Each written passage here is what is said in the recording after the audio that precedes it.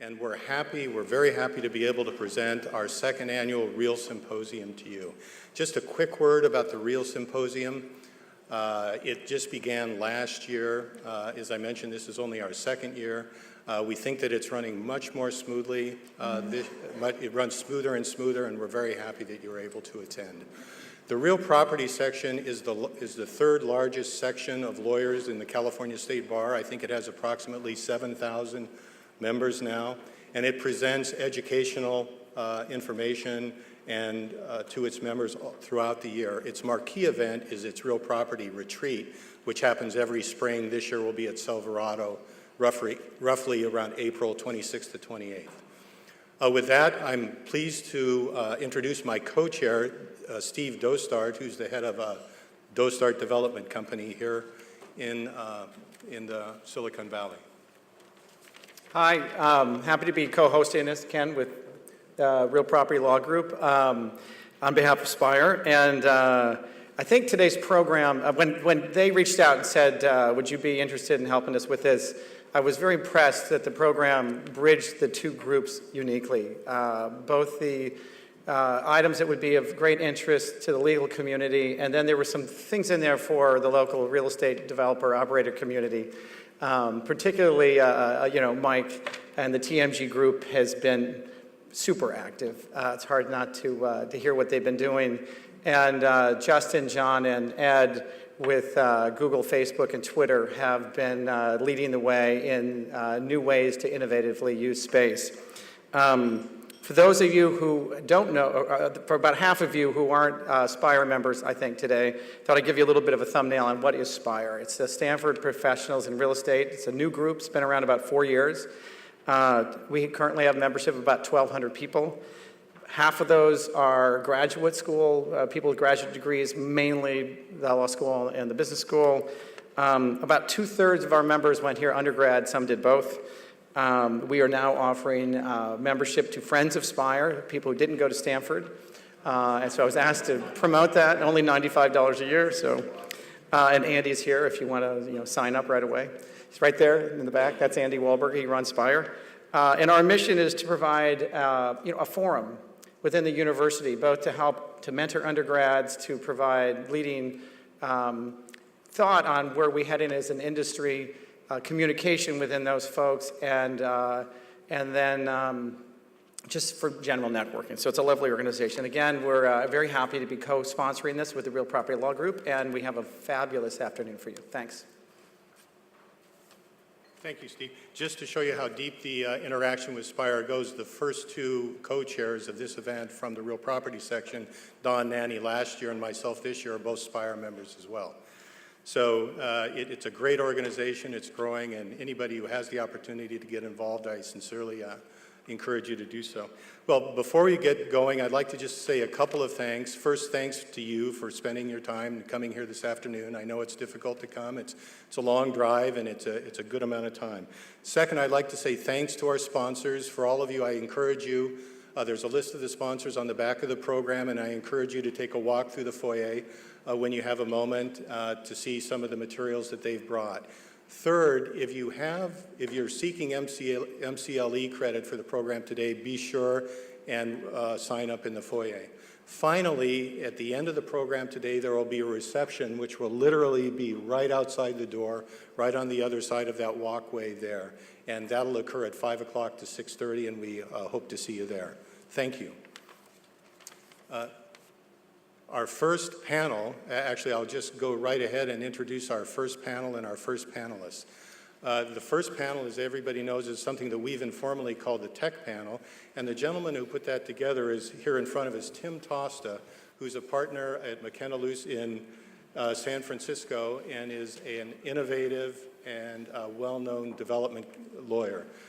Interestingly, he also writes a very interesting legal blog about the real estate industry, which you can read in the Recorder and other publications from time to time. Tim, thank you. Take it away. Can I get the panelists up here? You're going to see in a moment just some slides of the various facilities.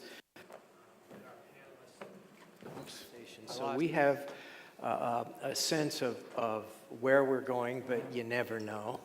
And what makes it more fun is that my email address is ttosta, T-T-O-S-T-A, McKenna Long, that's McKennalong.com.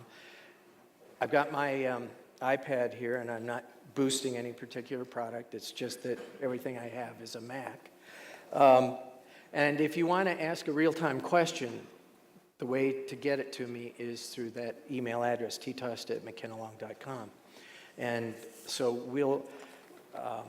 we're going to begin, because there's so much to talk about, with a quick introduction of our panelists. In a sense, I'm going to not do them the service that I wish I could, but I want to get into the questions and not spend too much time on the biographies. Ed Axelson, who I've just recently gotten to know, is 30 years of experience in corporate real estate in tech facilities, been with Silicon Graphics, Synoptics, Bay Networks, Netscape, Palm, and now has put the facilities together in the building at, God, I've forgotten the address, Market. What street? 1355 Market. 1355. Also, check your mics to make sure there's a little green light that makes you official.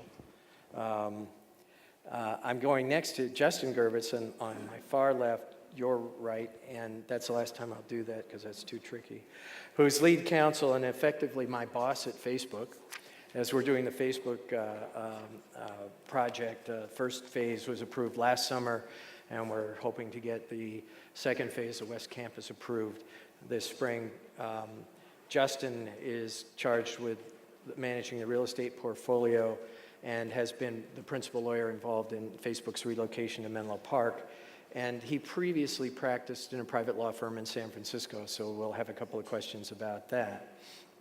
Tiffany Griego is the director of Stanford Research Park for Stanford's Office of Real Estate, which means this is all those wonderful tech buildings on campus on Stanford land are her problem.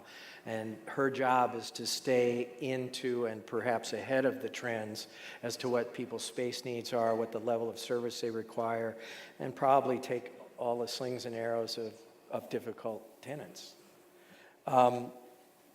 John Igo has been a friend for years. We worked together when he was with Saris Regis. He has taken on the Herculean task of managing Google's expansion here in Mountain View and running the real property interests.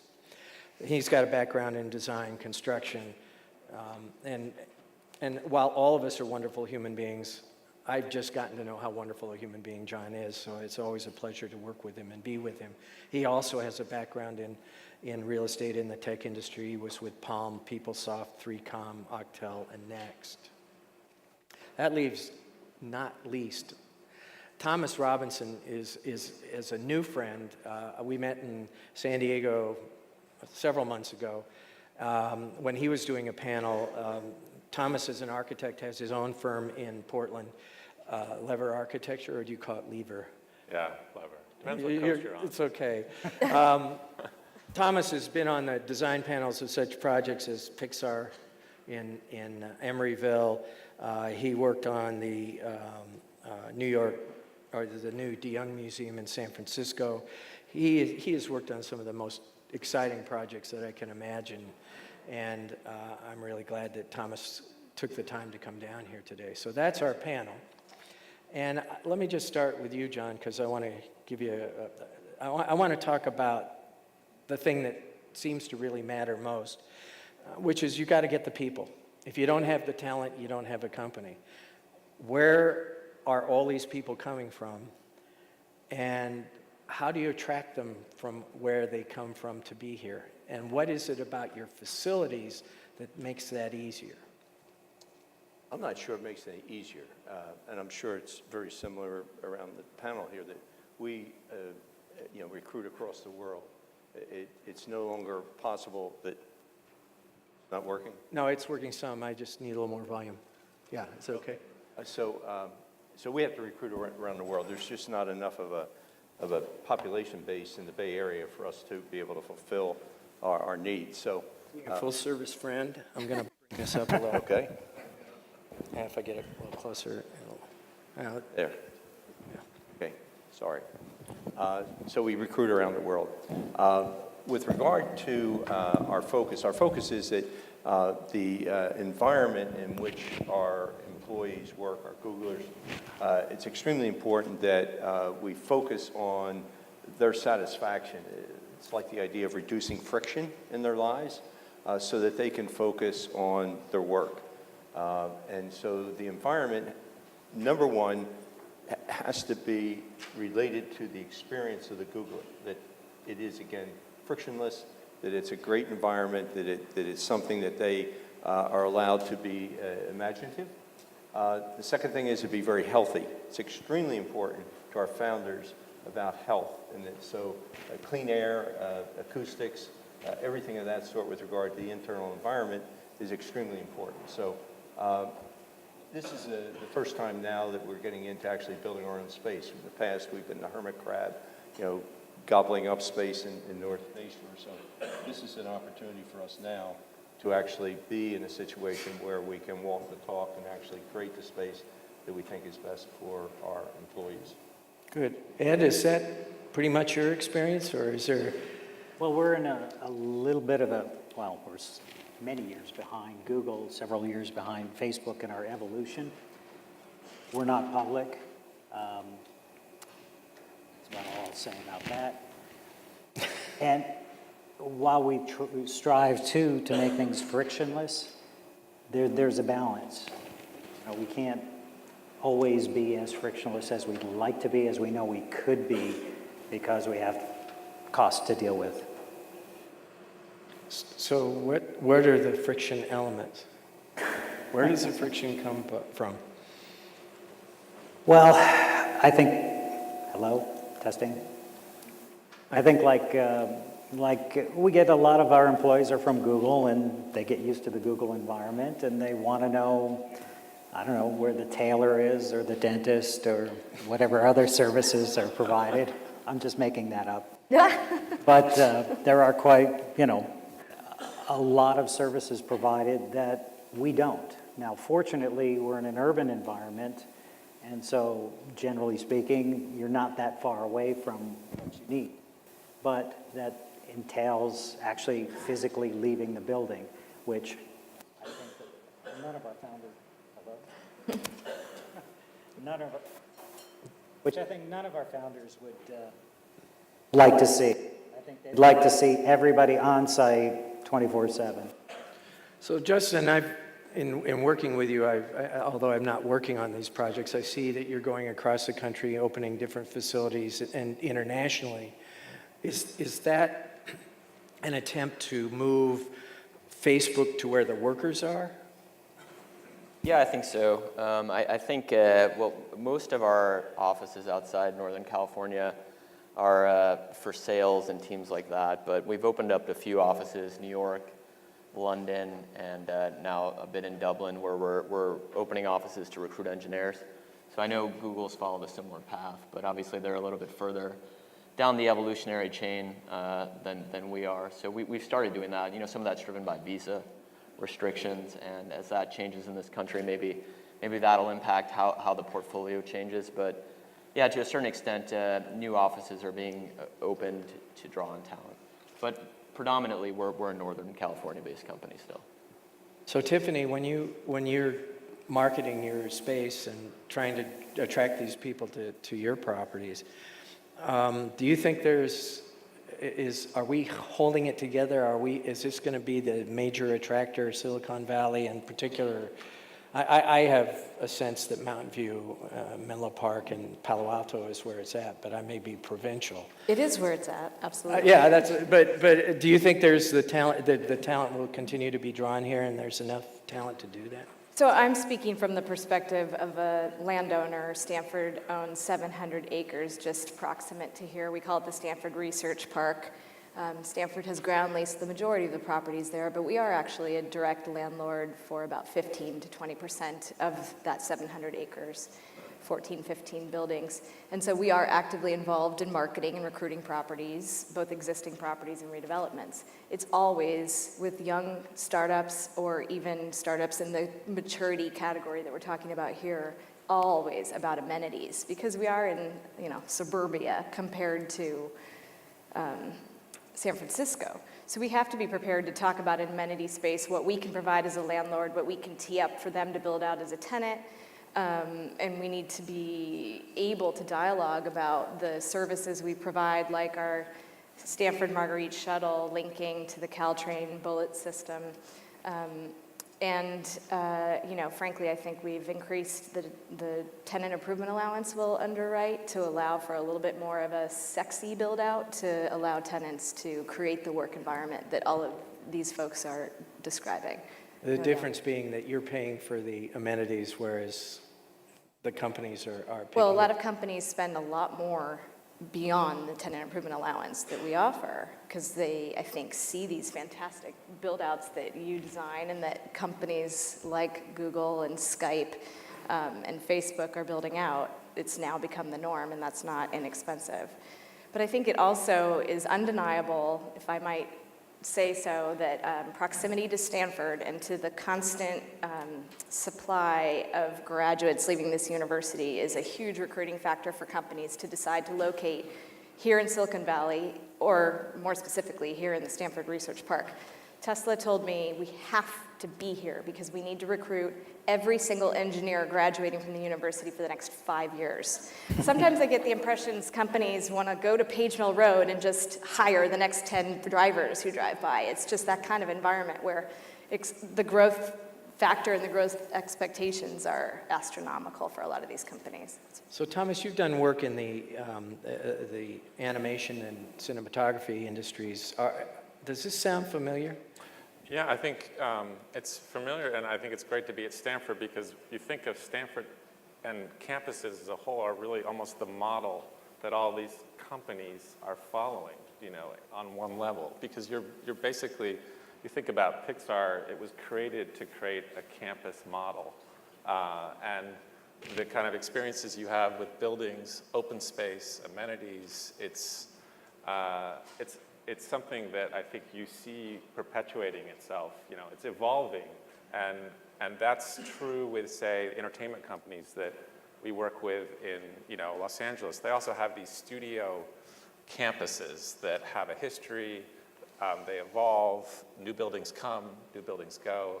I think what's interesting is, maybe for me, is to see, campuses that are happening in the suburban environment, and they're kind of creating some of the urban amenities. And then there's also this whole movement, I think, to go into the city and create, the kind of spaces and the amount of space that people need in these, they can acquire in the suburban environment. So I think we're at this pretty amazing point where these companies are really starting to create campuses, for lack of a better word. So one of the things I've found interesting in being in and around Facebook and getting to know how Google works is they have a relatively flat organizational structure. There's not a lot of vice presidents. There's not a lot of verticality in the organization.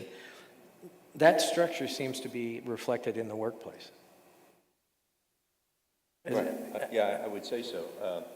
I think that the idea is that we're still trying to maintain the garage mentality. Okay. Scrappy. Being able to, be as quick and be ahead of our competition. So that we're out there doing things at least 2 years before anyone else is, as opposed to the following. So as a result of that,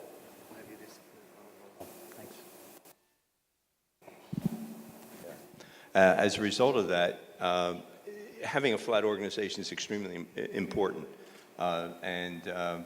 When Larry took over as CEO, he did reorganization, and it was painful at the time because there were a number of projects that just got cut, because it just didn't make the list. And you could do that, you could do it quickly when you have a flat organization. Right. So, absolutely.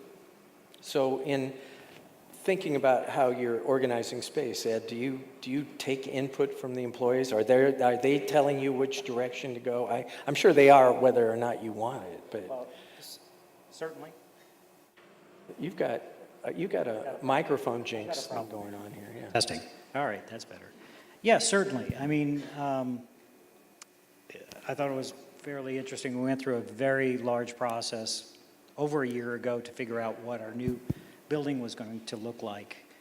We took input from, well, we interviewed 25% of the company at the time, took another 25% via email comments and so forth, focus groups, executive reviews, and in so doing, I'm pretty proud of the fact that we ended up with a product that, we've been in the product now 6 months. We haven't changed it a bit. It works. Did you get good ideas out of the interaction? Yes, we got good ideas and we got some pretty wild ideas. Yeah.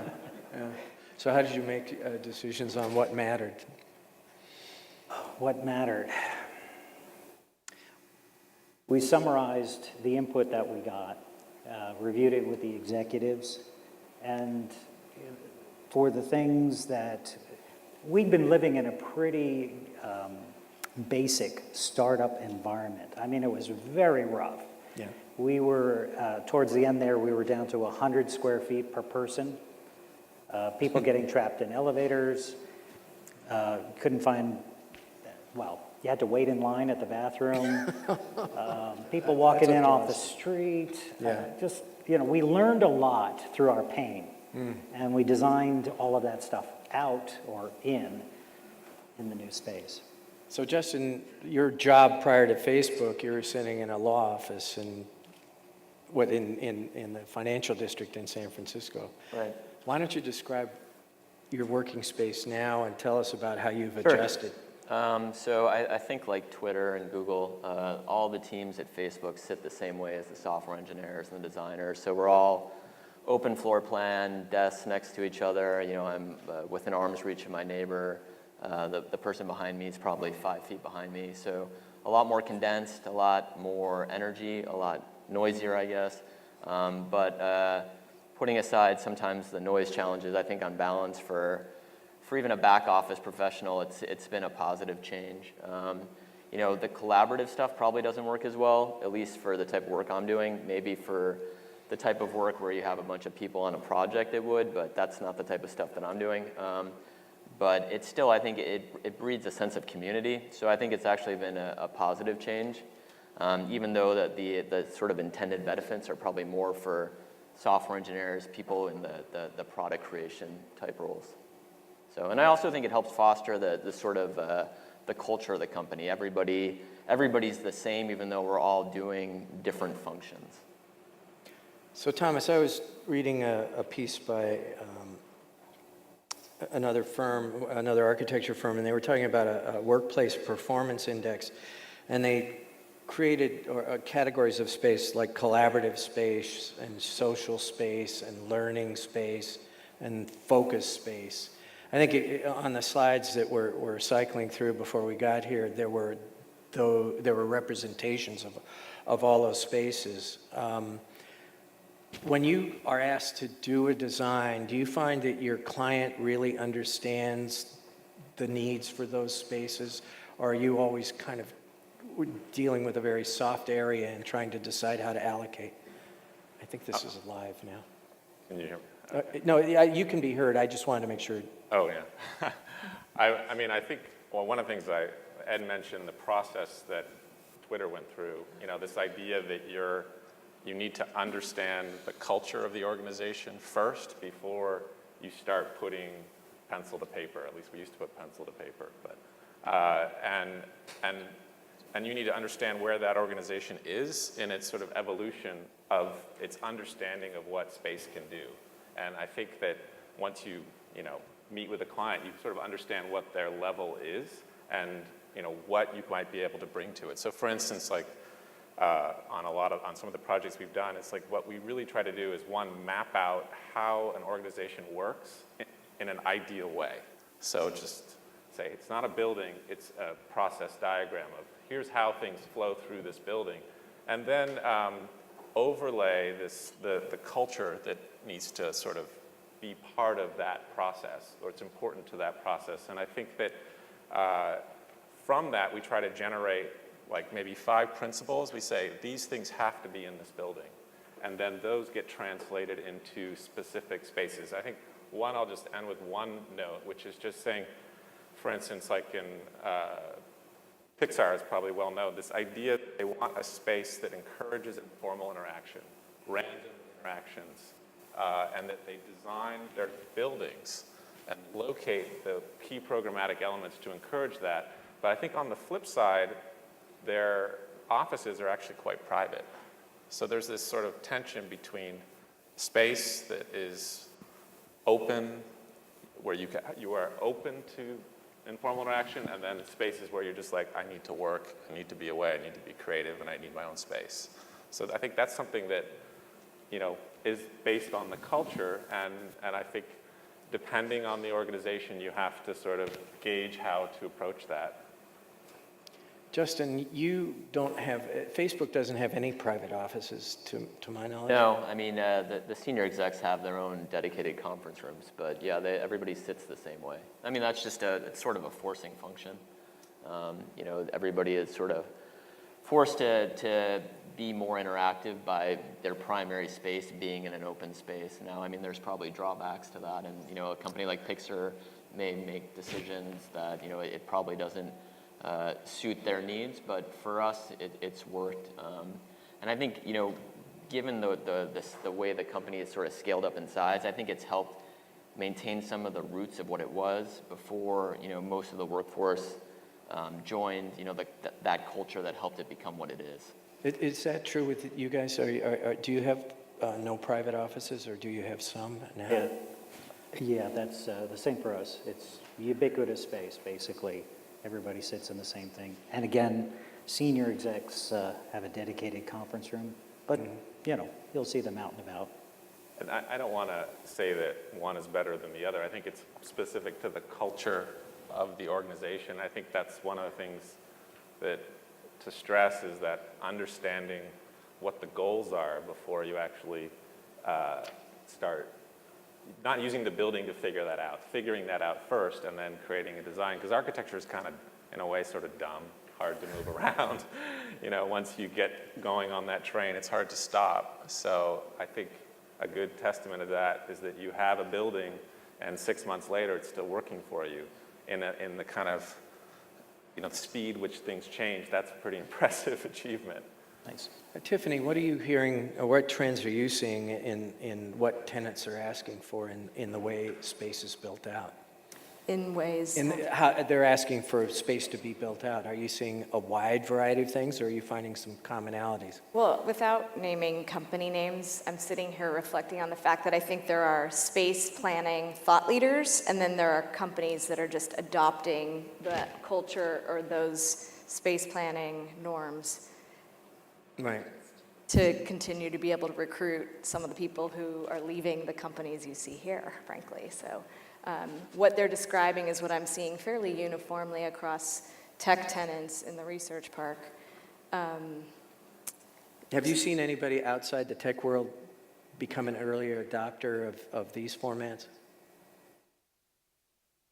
Not so much. No law firm has come and said, give us big, yeah.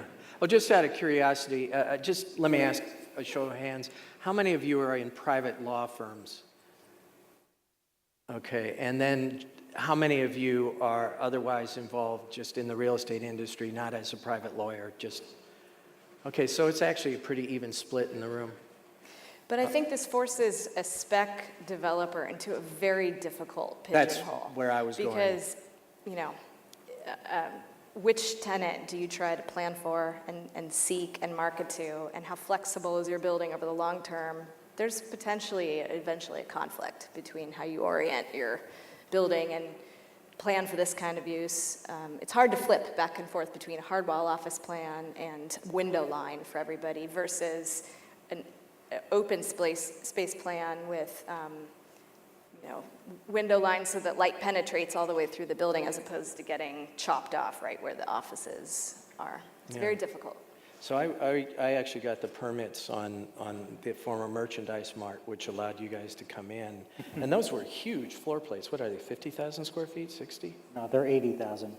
Yeah, so talk about light penetration. You know, it's really been interesting, but when I was in there, I didn't feel like I was How did you handle that? Well, that's a tribute to the architects, the designers.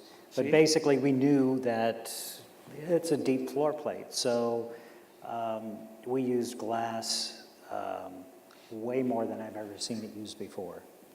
Lots of complete fishbowl conference rooms. Yeah, yeah. Now, go Ed, ahead. you should deal with a 250,000 square foot floor. I'd love it. Where I do mean, you have that? You know, as Yeah, a, go ahead. let me just say that, you know, throughout my career, you know, no matter how small the company is, everybody pretty much wants to sit in everybody else's lap because they feel the need to, you know, communicate, collaborate. Yeah. And the company gets bigger, and all of a sudden you have 2 floors. And if you're going to that second floor, it's like you've been sent to Siberia. The struggle that you have to go through. So imagine when you get to the point where you have multiple buildings and then multiple sites. It just takes on a whole nother scale. Well, actually, you must have been reading my mind because my next question was to Tiffany, is whether she saw preference for single versus multi-floor buildings. Because I have heard, and part of the myth or the great story of tech companies is you don't do stairs. And you've obviously made that leap. You're asking. Yeah, do you Well, see- we try to maximize square footage on our land. We have a 35-foot height limit and, you know, a 0.4 FAR. So we pretty much see 2-story buildings. Yeah. But we've adopted a norm of having open stairwells with skylights above or sort of clear stories bringing light in so that light can be shed on the first floor by the second story. So open stairs are part of our normal way of planning buildings now. So John, I'm interested in your 250,000 square foot floor plate. Where is that? It's New York. What is New York, and how have you handled that to make it good space? With a lot of deliberation. A lot of deliberation. Yeah, but it's the same thing. You have to try and get as much light in as possible.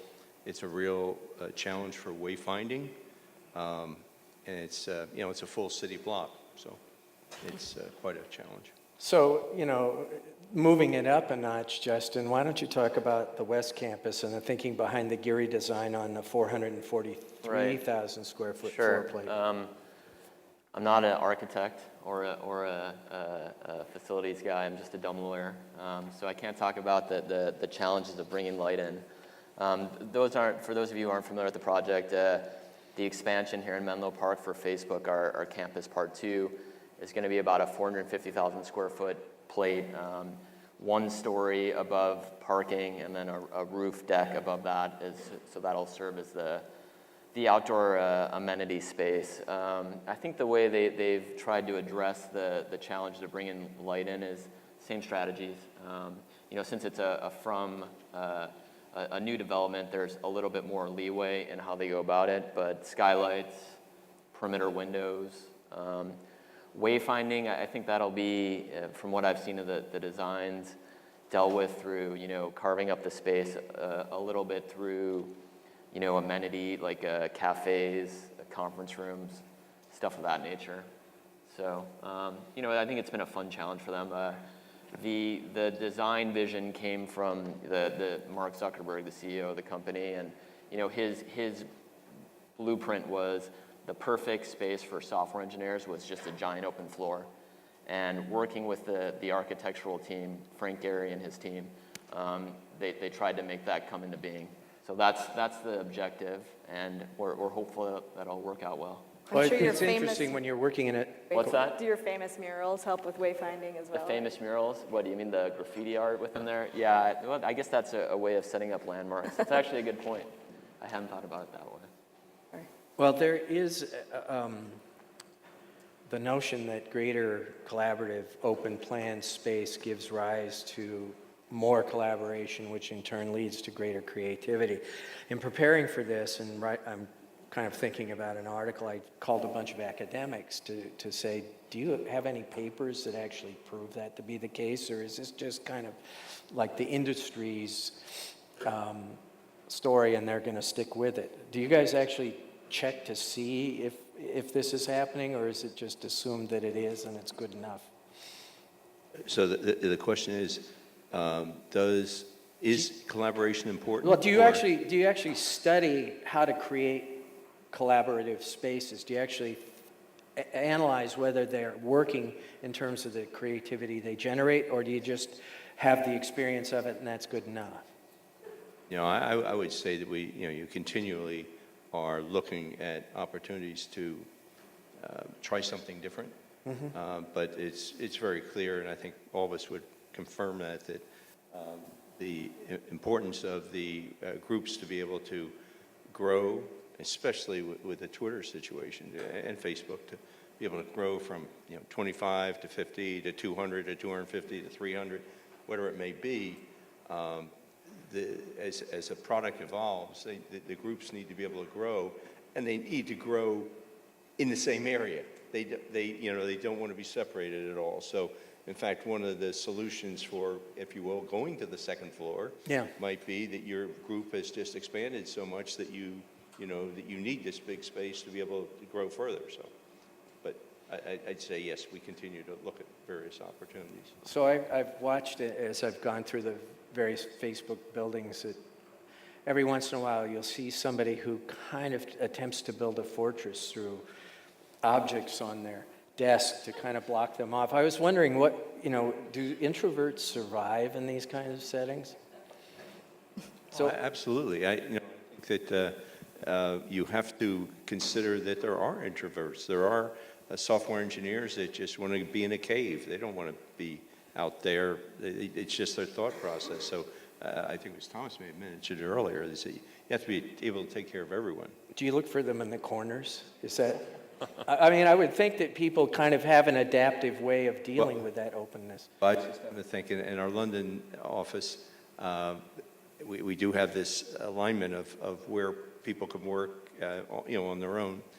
And it's interesting to see how occasionally you'll see a software engineer that has reconfigured it so that their back is to everyone else and they're just facing a blank wall and working that way. And I feel better about it. So one thing we've done is for every seat at a, let's call it table, there is a seat somewhere else. We have banquettes of various sizes, small conference rooms, big conference rooms. We have an outdoor deck, even though it's in the city. Our common space or cafeteria. So there's places to run away, put your head down, concentrate. Yeah. I think that's just one thing. I think that having both is really healthy, and I think that can help you help accommodate different types of businesses. And I think that when you're thinking about space, there's the pure program. How many heads do you need to be able to put into place? And what some of the strategies we've had thinking and talking to owners is saying, okay, some people are like, I don't need a big office. I just need a place that's mine. It can be a micro office, because I need a space that I can talk, or their job, they need some privacy. And by making the offices smaller, we can say, well, then we can actually carve out a common space for the whole company. And there's almost like we've been able to say, okay, we're actually increasing density, but we're saying you get 5,000 square feet of common space that the whole company uses. And I think that those types of that type of analysis really helps, when you're talking to owners and when you're talking to companies, because, some people will take that to an extreme. They'll say, I want a space that everyone in the entire company can gather in once a month. So you're saying, well, I need a space that if there's 800 people in the building, I need a space for 800 people. That's like 10,000 square feet. Yeah. But that might be really important to the culture of that organization, and it works. So that's just an extreme example, but I think, there's different ways to handle that as well. You're taking notes. Do you have a thought on this? No, I think it's interesting. Well, one issue Trying to be competitive too. yeah, one of the things that I've thought about, and I hate to rely ever on a Malcolm Gladwell piece as authoritative, always interesting, but he had talked in one of his early books about the level or the size of an organization, how many people can be in a space together before a space starts to lack coherence. And my recollection was they were talking about companies that get to up to about 150 employees. In this particular company, I think he said every time one of their buildings hit 150, what they do is go out and build another building. You have broken all those rules, and 440,000 square feet will contain 2,800 people. So have you seen any splintering, or how do you maintain coherence with that many people in a space? Yeah, I think it has to do more with the effectiveness of the team. I don't know whether that's what he was referring to, but clearly, when your team gets up into that 150 to 250 range, I'd say, and I'm saying team. Yeah. Then it really becomes very difficult to manage. So it's the working group as opposed to the number of people that is a coherence issue. Yeah, it's the ability to continue to communicate in a cohesive manner, timely, all that sort of thing. I don't know what your experience had, but generally speaking, there's a range where it starts to become not effective. I guess I would echo that. What we tend to do at the 150 level, it's hard to call it a team because you don't have one manager with 150 people reporting into them. You have probably a level or two levels of management, and those create sub-teams, which are in fact teams. So all you can do is start to locate those sub-teams, as close as possible to one another, and to help cross-pollination, locate, break rooms and common area features in a way that will force the interaction. By the way, Steve and Kyle and in 533-8558, I've gotten your questions and they're on my list, and thank you for reaffirming what I was going to ask. And I'm just going to put them in order. So again, if you want to email a question, I am catching them and we are going to try and reach them all. So what is we talked about the human density in these buildings. You were at 1 to 100, which must have been real interesting. What's your average density now? Yeah, that was awful. So I think we designed at 140, and as I tell people, we can go to, 160. We designed at 160. We can go to 140.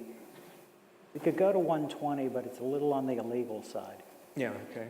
And we'll talk about that in a moment, too. John, where do you think you guys are?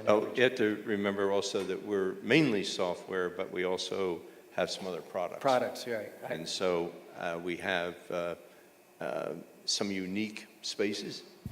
So I'd just say that we're probably more in the 200 range for design purposes.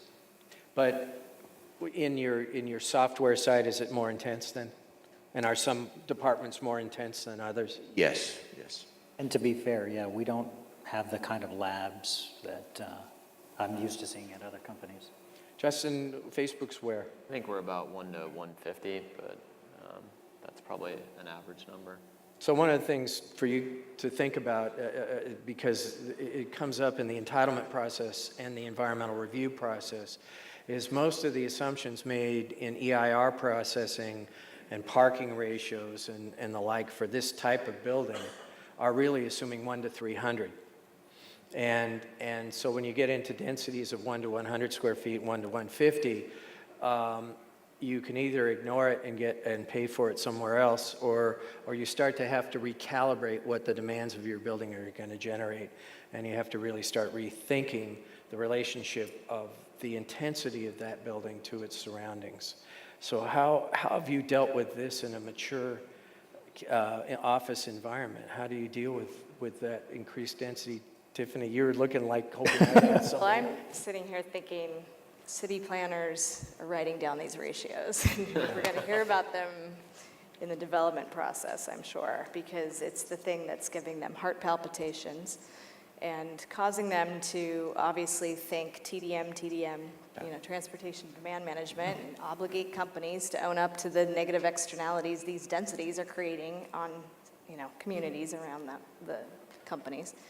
I think I've also heard cities react with, we've got to build more parking. Let's change our parking ratio. We need more spaces, which I think what I'm hearing is we're building in a more green, sustainable way, but I don't want to overreact by paying for that in a non-sustainable way. We need to think about TDM. Stanford funds the Marguerite Shuttle, like I said, and that's comes out of my budget. I don't look to the companies to pay for that. So we're trying to address issues out of desire to collaborate with the city to resolve problems. Obviously, we're a large landowner, and so that's expected of us. So when you release a space, though, you don't have to go in for a new permit, do you, on a per tenant basis? So if you went from a traditional user at 1 to 300 to a user at 1 to 100, do you need a permit? To pack just- more people into buildings? Yeah. No. See, that's Never asking for zoning changes, though. We just are generally, we and our tenants are generally seeking architectural review board approval and no zoning change. And how about infrastructure changes like HVAC and water? And I mean, there are going to be capacity problems with doubling up people in buildings. So how do you start to play with that? I'm gonna pass that to you. I mean, I think, well, speaking about density, one of the maybe not so well-known things is double offices are actually more efficient than cubes in a funny way, you know. So something that people don't think about. So I just wanted to throw that out there. What do you mean by efficient? Like more people? In terms of the amount of people, the flexibility you have to expand really quickly without a huge disruption. So one of the issues that we come up with, and we're working. So I'm working with, say, entertainment companies or animation companies where they might have to expand like from 50 to 60 or 70 people to hit a deadline, you know? And how do you accommodate for that in the design of a building? You know, if you've maxed out the cubes, it's really hard to double up people in cubes, but it's easier actually to design offices to be doubled up and without disrupting your entire, you know, environment. So, you know, I think one of the things as designers, you have to imagine what might happen even if other people aren't thinking about it. They're going to, you know, these companies like, we need more people. They're just going to put them in there, and you have to, so we try to think about, okay, what if this single office was doubled up? What would that mean? And then also think about how we distribute power throughout the building. I mean, one of the biggest issues with these types of buildings is the phenomenal amount of power that, you know, it's going down a little bit, but if you actually design for the, you know, bunch of computers in every office, it would just blow the power grid off. So they have to sort of figure out, you know, we have to figure out how to distribute that within the office and also to allow that expansion to take place. So I was just going to make a comment. I'm sure we all share this, is that if there's anyone in this room that has the understanding of what you're going to do with regard to controlling the geometric acceleration of plug load, you're going to win a Nobel Prize, or at least you're going to make millions and millions of dollars. Because I agree, Thomas, that what's happening is that we've done a great job of reducing the energy consumption for your HVAC systems. We've done a great job of reducing the energy consumption for lighting. Haven't done it for plug load. Yeah. Plug load just continues to accelerate. You know, I'm sure it's the same thing with you guys. You have 2 or 3 workstations at one desk. You know, it's amazing what that does with regard to generation of heat. Now, I haven't noticed that. Actually, at Twitter, I've been actually fairly amazed at how lightweight our engineers are in terms of they're not tethered to these workstations anymore. Yeah. Everybody carries either a MacBook Pro or a MacBook Air even. Now, they do have a 24-inch monitor or 2 or 3, but it doesn't consume a whole lot of power per person. We don't have servers on site for the most part. It's all cloud-based. And, you know, we've got big data centers, so it all goes back there. Now, there's a lot of service back there. But within our offices, it's remarkably free of, I want to say, heavy-duty electrical consumption. I can't help but raise the amenity question. I probably shouldn't admit that. because I don't know about it. I wouldn't say it's instant gratification. I think it's, and it gets back to this whole idea that you want them, you not only want to recruit, you want to retain these really brilliant employees. And so you're doing the types of things that are necessary to make them productive. And if you think about the percentage of them that are just recently off a college campus, Yeah. then that's a good model. I agree completely that that's a model that you follow. Thomas mentioned that earlier. Is it that's the type of thing? And it has to be, you have to be creative about it. It has to be efficient space, flexible space, and things. That's it. But college campuses have a lot going for them relative to collaboration. So we've got this interesting suburban versus urban dichotomy up on this panel about, what, and San Francisco's been pushing very hard to get large technology users. Is there anything, I'll start with you first. How is it working? How does it feel? Do you think you have an advantage by having a Market Street address? Well, I don't know if the address per se is the key. I mean, we started in San Francisco. It's, there's very little brain damage in staying in San Francisco.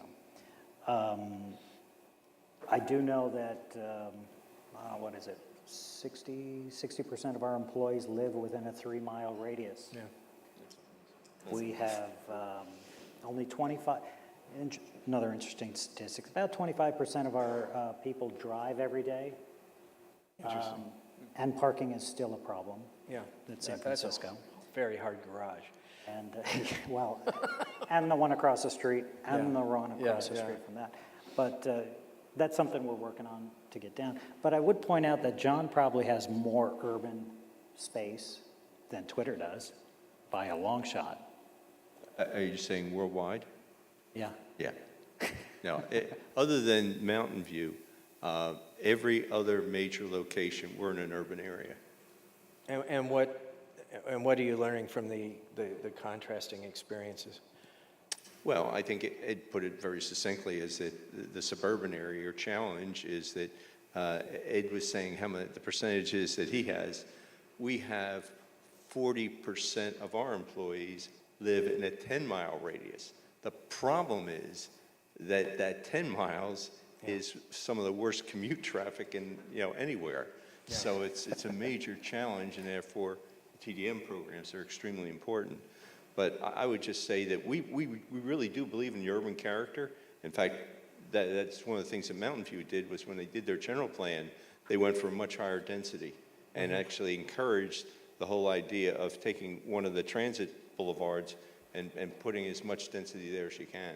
So we absolutely believe that there's a great value in urban concepts of community, of housing, mixed in with retail, mixed in with the office space. So we're a big believer in that. But you're in I would call it a housing impoverished area at this point, really, aren't you? Right, yeah, the jobs, housing imbalance, I would say all the way from probably Menlo Park all the way down to maybe even San Jose.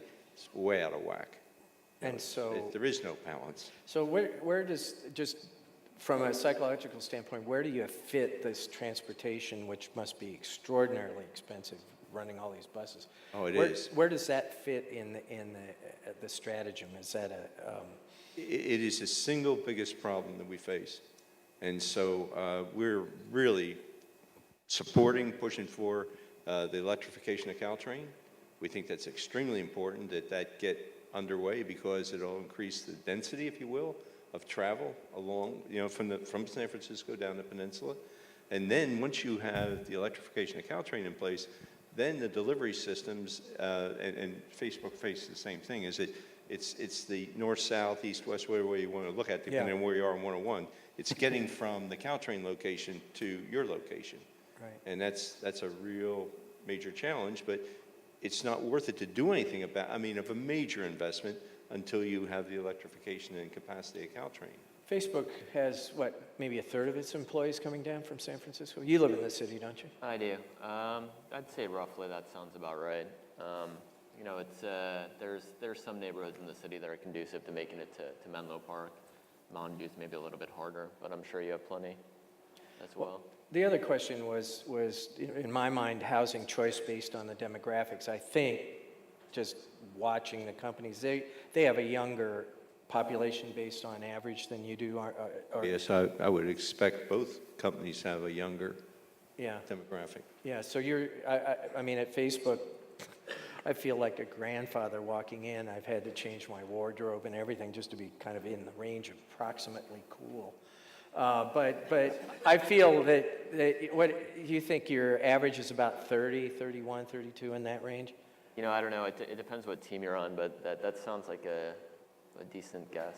And yours are probably 10 years on that for the most part, your average? No,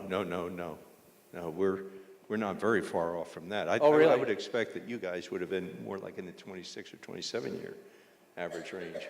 It's a little, it's closer to the 30. Yeah, so we're 31, 32. Okay, so I was just wondering how the demand shifts on the suburban urban when you get into a population that's looking at schools, that's looking at buying a house. And oh, you must see this. Do you have information on that, Tiffany? Skype told me that they wanted to get everybody graduating from Facebook and Google. So I think they have an average age that's older, late 30s, and they're in the research park. So that sort of speaks for itself, I think. And then we have VMware. I think a lot of the companies located in the research park maybe because they are comfortable not necessarily being in the hub of an urban environment. Yeah. But closer to our quality schools, as an example. Yeah. I think, just to add a little bit, this going back to the idea of campus, which is actually, the campus as we know it today is an American invention. Princeton University was the first place that was called a campus, in the context that we have it today. And, you think of Stanford as something that has driven growth and schools and lifestyle of a particular area. Now you have private companies that will probably drive the areas that they are located in the same way as these major institutional campuses. And I can see, as people age into these companies a little bit, that their needs will change. Maybe the amenities will evolve, in some way, and then new things will evolve. But it's a very, I don't live in the Bay Area, but I've spent a lot of time here. But seeing it from, a little bit of perspective, you see that they will have that impact. Twitter will have that impact. Google has that impact. When you go to Google's campus, you're like, am I in Google or am I in a city? There's a blurring of where you're at. Yeah. I think you ought to take a walk down the main street of the East Campus of Facebook. They just brought in, what's the bank? First Republic. First Republic. Ours is It's different than it sounds like Google's where there's a definite sort of gap between the fake sort of campus world and then the rest of the world. Yeah. Whereas it sounds like Google's campus is a little bit more, there's not impediments from you going from Mountain View into the campus and vice versa. Yeah, you mean as to whether it's open or not? Yeah, I mean open to the general public or... Yeah, no. Yeah, again, most of our development has been, again, the hermit crab of going out and grabbing buildings. So therefore, they're pretty open. And there's also some right-of-ways that the city maintains. So pretty much the way we look at it is the way a college campus would. And that is that, you can be free to walk through and see what's going on, but the security becomes very tough once you hit the building. Yeah. How do you deal with the fact that that every few months, I mean, you were congratulated for not having to change your space in 6 months.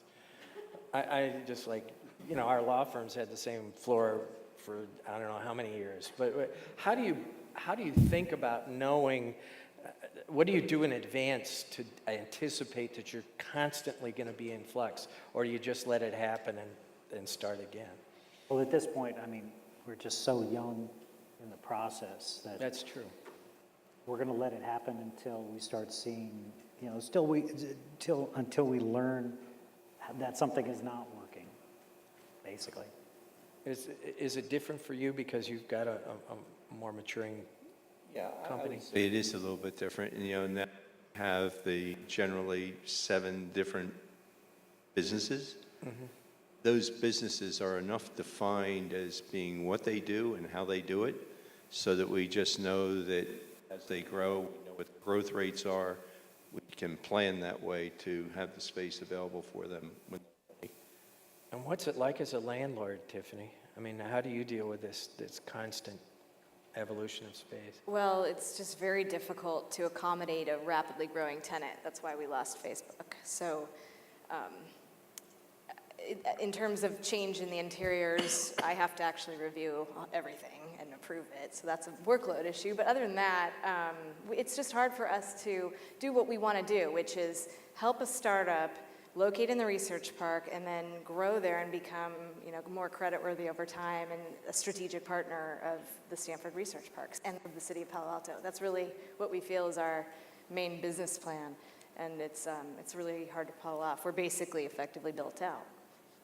So another issue, because I've having done the entitlements and doing the entitlements for Facebook, is the interface with the community. How engaged are you with the community? When we started Facebook, before we even determined a strategy, I had a researcher just talk to community development directors of a number of the peninsula communities to see how they viewed large companies in their respective communities. And I mean, the short version is Apple pays us a lot of money. They don't do much else. Google is actually engaged at a more social level. That is, they have people involved in charities and engaged in community projects, that sort of thing. I mean, is that organic coming from the employees themselves, or do you actually have programs to have people engage in community activities? I was just saying, we do have philanthropic programs so that people, in fact, this is all over the world, is that there's a certain amount of money set aside, and so you make your recommendation into the central area for processing of local awards of money and grants. It could be, schools, could be whatever it might be. So that's one of the things we do. In Mountain View, we have like 2 to 3,000 employees now who live in Mountain View. So they become, part of the community, and they're out there volunteering. But it is encouraged, and we have a couple of days each year where, in fact, I just say weeks, where whole groups go out and descend upon a school or descend upon a community park or descend upon whatever it may be, to spend, 5 hours there in manual labor and doing the sorts of things that whatever they need. So it is encouraged. Justin, talk about Facebook. Well, we moved to the neighborhood new about a year and a half ago, and so was trying to, build some bonds with the local community there, and it's actually been an interesting process. Where we're located is the neighborhood is a developing neighborhood, for lack of a better term. So it's been there's a juxtaposition between our campus and then the surrounding areas, but it's been really good. I think a number of employees have reached out and are volunteering. A lot of that happens at Facebook organically, and I think we can be an element for positive change in the area. We're hopeful of that. When you both Facebook and Google are Bayfronting entities, and one of the things that I found so interesting about your employees is the way they hold sustainability is very different than the way our generation does. For us, we actually remember Earth Day 1970, hopefully. But the dialogue began to change about the environment in 1970. But I think we've always kind of carried it as an add-on or something to think about. And what I'm finding with the younger people is they have an expectation that things will be sustainable. And that's a very different view than I think most of us hold. And out of that, there's actually inside Facebook, there is a push to do more green. How are your companies on sustainability? And do you find it coming from the ground up, perking up from employees? Well, at Twitter, it was there when I got there. It's part of the ethos of the company that the founders had. We have a China service in our cafeteria, so there's no paper products except for napkins. So we have a huge dishwasher, right? And we try to minimize or eliminate single-serving containers wherever possible. So you'll find a gallon of orange juice in the refrigerator, pour yourself a drink, that sort of thing. The other thing, when it goes to the community involvement, we have an agreement with the city of San Francisco, community benefits agreement, which we exceed consistently. Yeah. Just people get together. Similarly, we do something called a Fridays for Good, where people sign up and they go out to a school or a shelter, what have you, volunteer some time, some work time to get that done. Yeah, so we're definitely into it. Yeah, I would agree with Ed that the younger employees really demand you walk the talk. And so, and I wouldn't say that that's, I think that Larry and Sergey from the very beginning had that basic concept of sustainability. So the way we turn it around a little bit is to say that we want to be sustainable, but in the pecking order, the health and welfare of the employee comes first, and then the sustainability. So the example would be that we wouldn't use a coal-fired plant to provide the environment, but the environment is first for the employee. Their health and welfare is number one. When we try and do it in a sustainable manner. How does That's it, the way to say it. how else does health and welfare manifest? What other programs do you have that? Well, Ed was mentioning it as well, is that the nutritionist, I mean, you talk about the food, well, I'm sure it's the same thing with Facebook, is that we have nutritionists on staff that they do all the planning with regard to the food. When you go through to get your food, there's a little label there that tells you what is the evil, what is good, what is, and they obviously try to minimize the amount of evil. They constantly go through, and the snacks, they're continually changing them, upgrading them. Anything that has high sugar content is gone, which is disappointing at times. But it clearly is. I'm just making sure that all the lawyers are thinking about what they want to take back to their management committees about, the perks that they deserve for their hard work. So part of the health and wellness, though, is the ability to have exercise and to make sure that we have plenty of equipment on staff at the proper locations and proper distance away.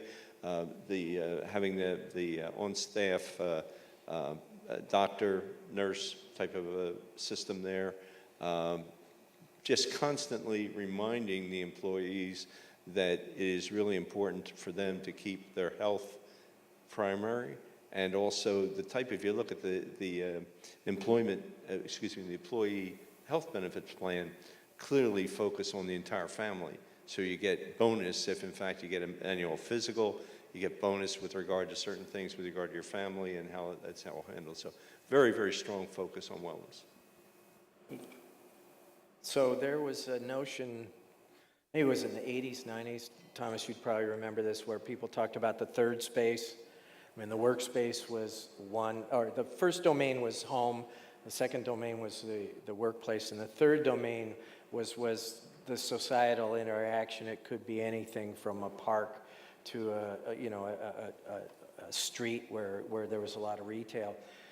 It sounds like the third place is getting sucked into the workplace, and it struck me that is there a chance of becoming too provincial, too inward-looking, if you create an environment where everything you need is in the workplace? I think that's where the landscape comes in, actually. I think the issue of landscape is something that isn't talked about a lot, but especially in a place like California with the environment that you have incredible opportunity in the spaces between buildings being great spaces. I mean, actually, one of the clients working with LA, we did a courtyard, and they're like, yeah, now we want to make that courtyard an outdoor office space. And what does that mean? How can we work outdoors with computers? How is that going to happen? And so I think that's, I think it's all sort of, I think what's happening in space is mirroring what's happening in technology and culture. I mean, I started working on museums, doing lobbies with cafes and art and, gardens attached to them, so there are places that people want to gather and hang out. That's, they would go there because we didn't have those types of spaces elsewhere, and now I think that type of space is actually moving into the workspace, those types of amenities and experiences. So,